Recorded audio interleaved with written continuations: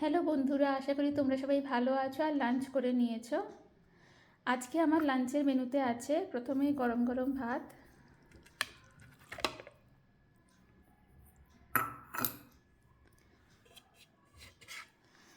তারপরে আছে আলুর পরোটা,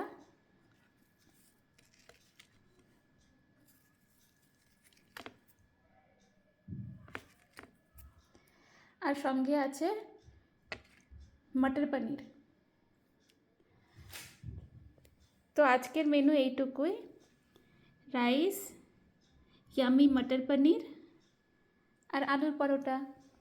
আশা করি যে তোমাদের আমার ভিডিওগুলো খুব ভালো লাগছে। আর যদি ভালো লেগে থাকে প্লিজ লাইক কমেন্ট শেয়ার করে দিও আর সাবস্ক্রাইব করতে ভুলো না।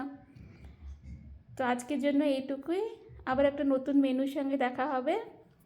তো keep smiling, be happy and have a good day.